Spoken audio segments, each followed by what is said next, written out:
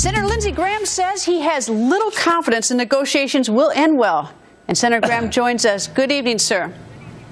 Good evening. So why do you say you have little confidence? Well, everybody in the region, the Arabs and the Israelis, are very worried about the deal that they've been briefed about. And we're chasing the Iranians past a deadline that we set. And I never thought I'd live to hear myself say this, but John Kerry listened to Howard Dean. When Howard Dean says it's time to walk away, it's time to walk away. Well, it seems to me that one of the most important questions I have is that as these negotiations go beyond the deadline, that it's always good to have the other side talking, at the table talking. But what I want to know is whether or not, while these negotiations are going on, are the Iranians enriching any uranium? Because I've heard so many things about their breakout period being 2 or 3 months. Do we know for certain there is no enrichment happening right now while we're at the table? Well, there's definitely enrichment going on. Part of the hang-up is that the Iranians want a research and development component to their nuclear program with advanced centrifuges that could turn material into weapons-grade levels within a matter of months. You're talking about 6,000 plus centrifuges.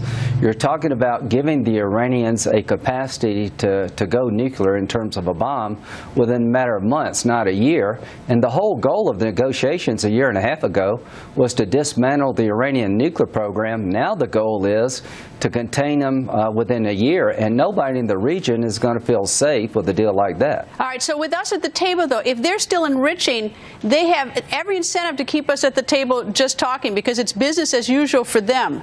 That's sort of the curious part about it. Otherwise, it's good to stay at the table. But as long as they keep us talking and behind our back they're enriching, or whether it's even in front of us, that's their goal.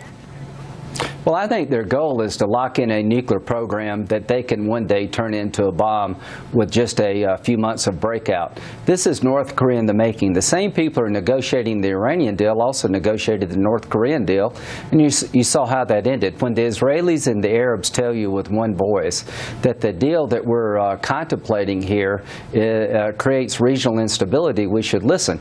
We're talking about a very advanced enrichment program in the hands of the most radical Ayatollahs in the world, people who've killed American soldiers in Iraq and Afghanistan.